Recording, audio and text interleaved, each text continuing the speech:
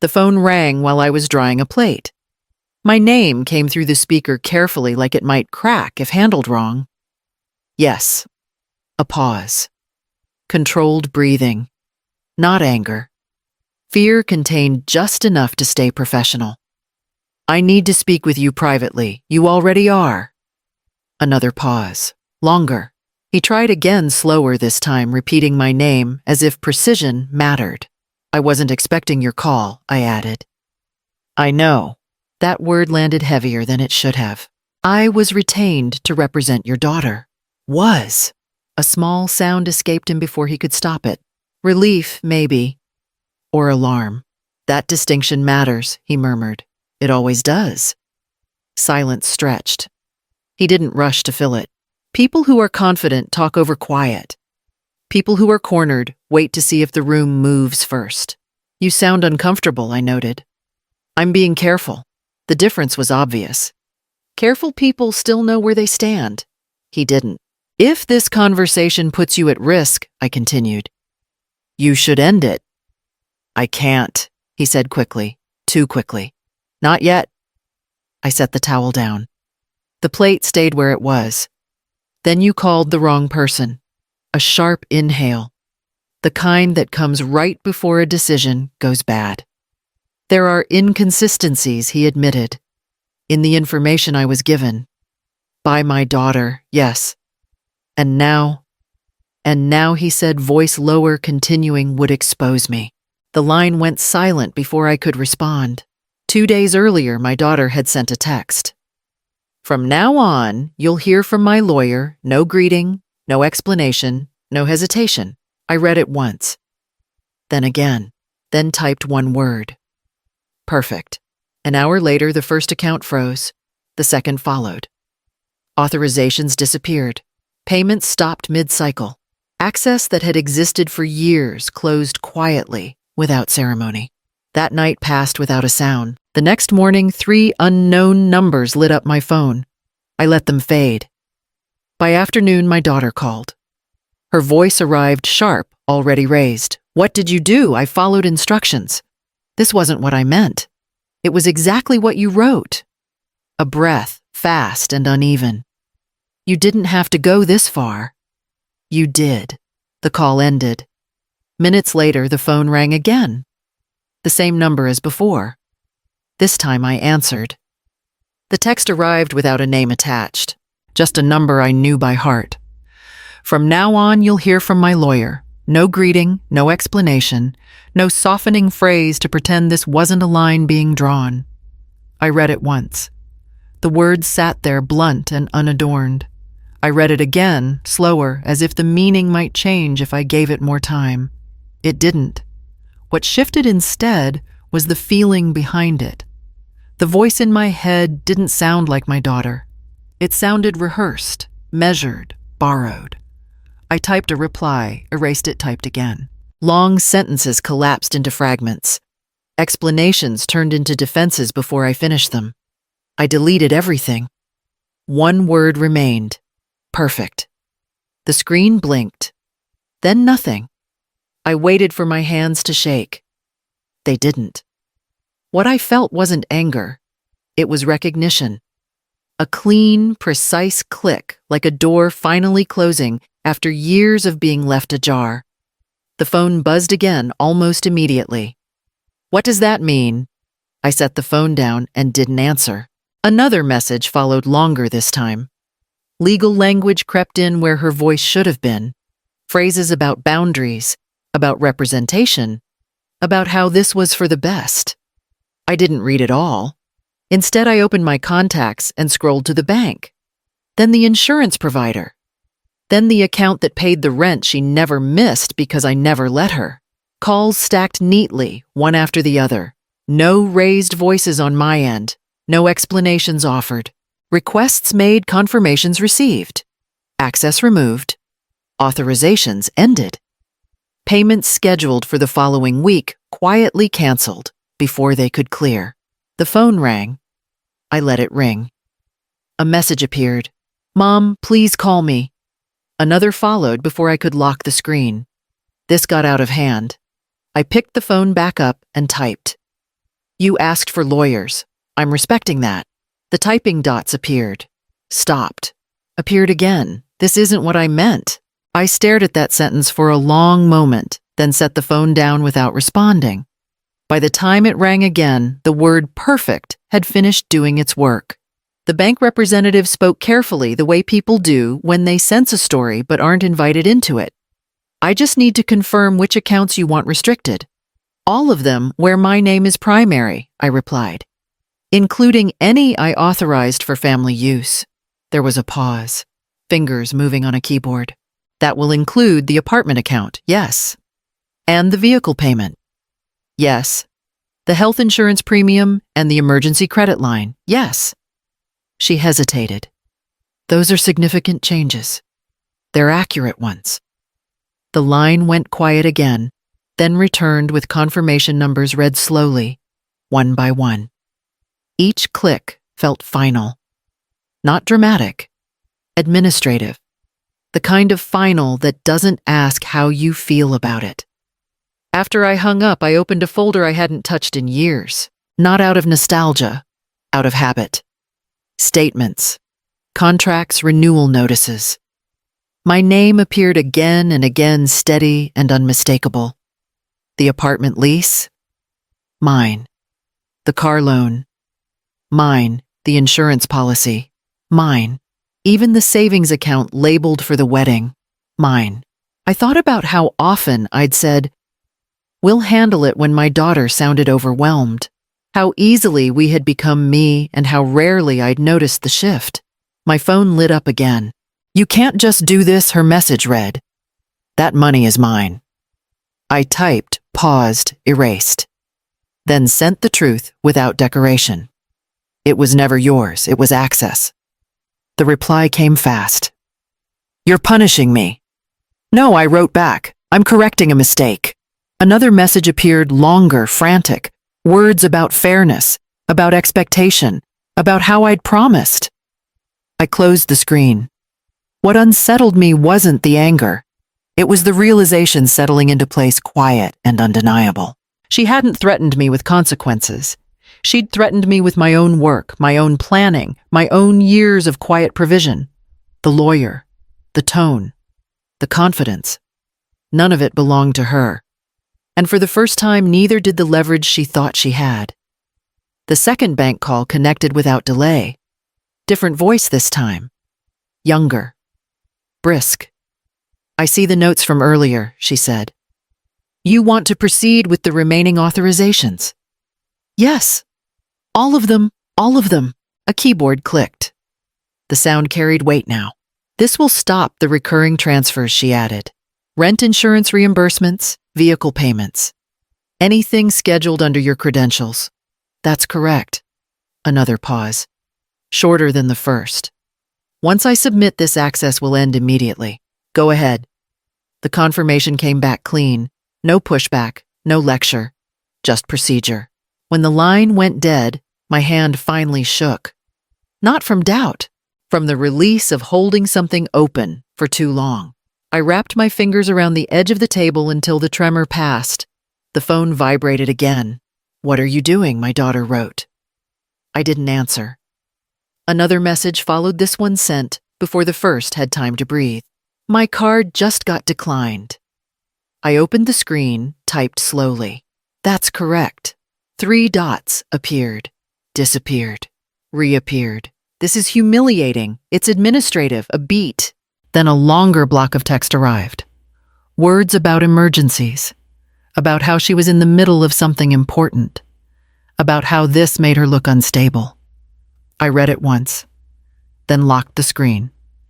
The insurance provider called next. A polite woman voice trained for bad news. "We received a request to remove a dependent," she said. "I just need verbal confirmation. You have it. Effective immediately."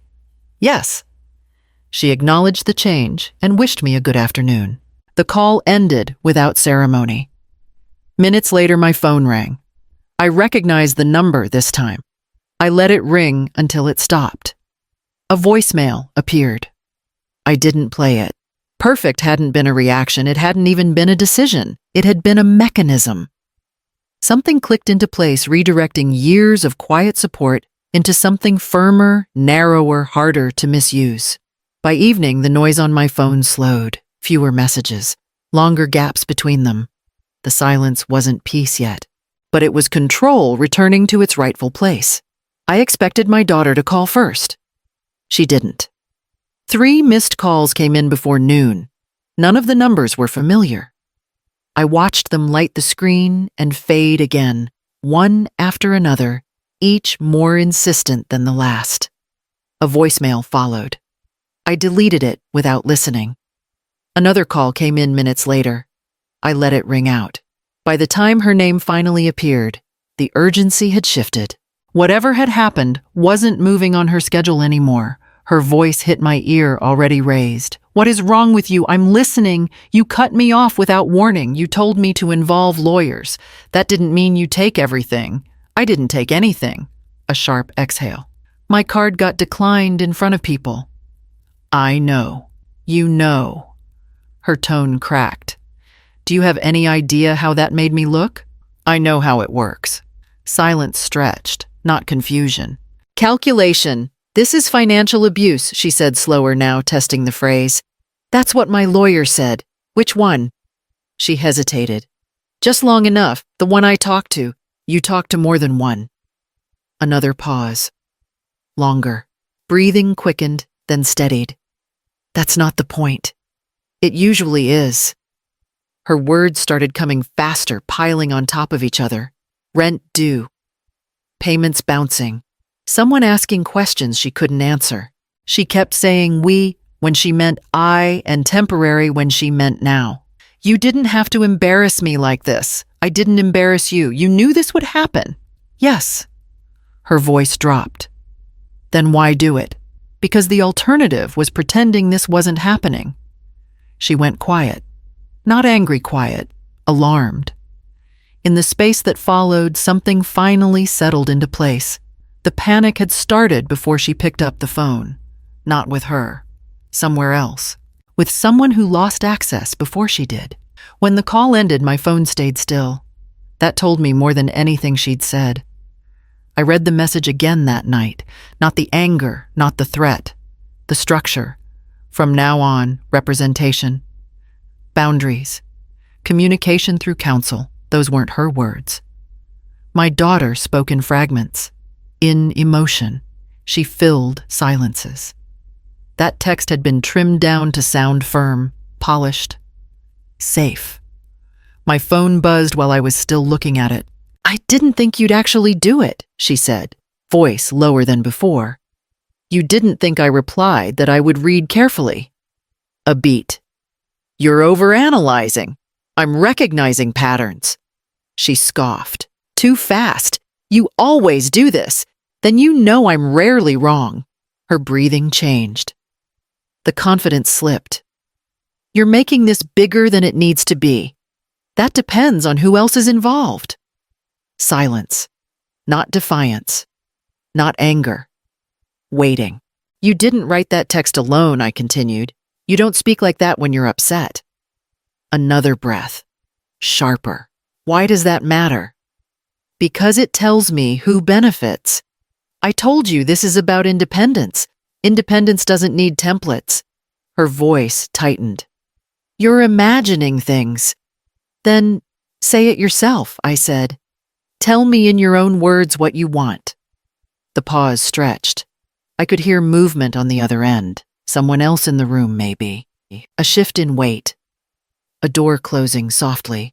"I just want this handled properly," she said at last. "That still isn't your voice." She snapped back, brittle now. "You don't get to decide that." I already did. The call ended abruptly. I sat with the quiet that followed. Not the quiet of resolution, the quiet of confirmation. The message hadn't been written to communicate. It had been written to protect, to create distance, to give someone else room to move without being seen. My daughter wasn't leading this. She was standing in front of it, and whoever stood behind her had been the first to panic. The phone rang once, then stopped, then rang again. I answered on the second vibration. Mrs. Holloway. The man began, voice tight, measured too carefully. Thank you for taking my call. You tried earlier. Yes.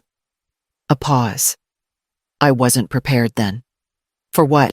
For the discrepancies. I waited. He filled the silence this time, but only barely. I was retained to represent your daughter, he continued, based on the information she provided. And now I no longer represent her. The words landed cleanly. Final. No hedging. You withdrew, I said. I had to. His breath came shallow. The financial disclosures don't align with the supporting documentation. In what way the funding sources were described as shared, he explained. They are not. The authorizations were presented as permanent. They were conditional. Mine? Yes. He didn't hesitate this time. Yours. I shifted the phone to my other ear. Then the filings contain inaccuracies he cut in sharper than before. Material ones. A brittle edge crept into his voice. Continuing would require me to certify information I now know to be false. That would be your problem, I said. That is exactly why I'm calling. He inhaled slowly, like someone stepping into cold water. Your daughter was advised that these matters could be resolved internally. She insisted on escalation, and someone encouraged that. Another pause. Longer. I cannot speak to motivations, he said carefully. Only consequences, which are I have formally withdrawn. All documents submitted will be amended or struck. Any further communication must be redirected. To whomever advises her next, he replied. It will not be me. The tension in his voice finally eased just a fraction. Relief, not confidence. You aren't afraid of me, I observed. No, he said quietly. I'm afraid of staying. The call ended without goodbye. I set the phone down and didn't move. Whatever had been hiding behind my daughter had just stepped back into the light. I called her that evening. Not to argue, to listen. She answered on the third ring. Her voice sounded smaller than it had all week. He dropped me, she said before I could speak. I know. A pause. He said it wasn't his fault. I know that too. Her breath caught. They told me it was standard, that this was how adults handle things. Who told you silence answered first? Then quieter, he did. I let that sit. The truth didn't need help. He said I needed leverage, she continued. That if I didn't draw a hard line, you'd keep controlling everything. I didn't write that text, I replied, but I recognized the hand. I just wanted a future, she said. Something stable. And he promised one. Yes. With my money. She didn't deny it. Her breathing turned uneven, like she was trying to keep herself together without the script she'd been given. He said once things were settled you'd come around, she added, that you always do. I closed my eyes. That's not a compliment. I didn't think it was a lie, she whispered. It wasn't the whole truth either. She sounded tired now, not angry, not defensive, worn down by expectations she hadn't examined closely enough. I didn't mean to hurt you, she said. I believe that. Then why won't you fix this? Because fixing it would teach you the wrong lesson. Her voice tightened. So that's it. No, I replied. This is clarity. She was quiet for a long moment. When she spoke again, the certainty was gone. I don't know what to do now. I do. I said gently. You just won't like it. The call ended without resolution. Not because it failed. Because the shield had finally been lowered. The email took 3 drafts before it lost its edge. I removed adjectives first. Then explanations. What remained fit on half a page. All future communication regarding financial matters must be submitted in writing. Any request for support will be reviewed individually. No funds will be transferred without documentation. Housing, transportation, and medical coverage will not be prepaid. Emergency assistance, if granted, will be limited and time-bound. I read it once more, not to soften it, but to be sure it said exactly what it needed to say. Then I sent it. The reply from the new attorney arrived the next morning. Polite, neutral, acknowledging receipt, requesting clarification on what limited meant. I answered with a single sentence. Defined needs only. No discretionary access. There was no argument, no attempt to negotiate tone. Professionals understand clean lines. My daughter called that afternoon. You really mean this, she said. I wrote it that way. So this is how it's going to be. Yes. A pause stretched between us, the kind that used to pull me into filling it. I stayed where I was. You're choosing money over me, she finally said. I'm choosing structure, I replied. You're the one who attached it to money. Her breath caught. Not in anger. In recognition. If I ask for help, she said slowly, you might say no. I might. And you're okay with that? I am. She didn't argue. Didn't threaten. Didn't hang up. When the call ended, nothing rushed in to replace it. No guilt spiral, no urge to explain myself better. The boundary held because it wasn't built to persuade. It stayed because it was true. And for the first time in years, support was no longer a reflex. It was a choice. The house didn't change. Neither did my mornings. Coffee brewed the same way. Mail arrived at the same hour. The routines I'd built over decades didn't dissolve just because the illusion attached to them had. My phone stayed quiet. That was new. A week passed before my daughter called again. Her voice sounded steadier, careful in a way it hadn't before. I spoke to the attorney, she said. The new one. I expected you would.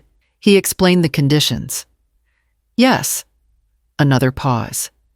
She had learned how to sit in them now. If I need help, she said, choosing each word, I'll put it in writing. That's how it works. And you might say no. I might. She didn't protest. Okay. That was all. No accusation, no plea. The call ended without tension pulling at the edges. Later that afternoon, my neighbor stopped by while I was outside. She glanced at the house, then at me. Everything all right, she asked. Yes. She nodded, accepting the answer without searching for more. The phone rang once that evening. Not a stranger, not panic. A friend confirming dinner plans. Same place, she asked. Same place. When the call ended, I noticed something I hadn't before. The absence of urgency. No one waiting for me to fix something immediately. No silent alarms attached to my name. I hadn't won anything. There was no moment of triumph to point to, no apology that tied the story up neatly. What I had done was quieter. I had stopped the bleed. I had stabilized what was mine to manage. I had allowed the consequences to land where they belonged. The phone stayed still on the table. The silence didn't feel empty. It felt earned.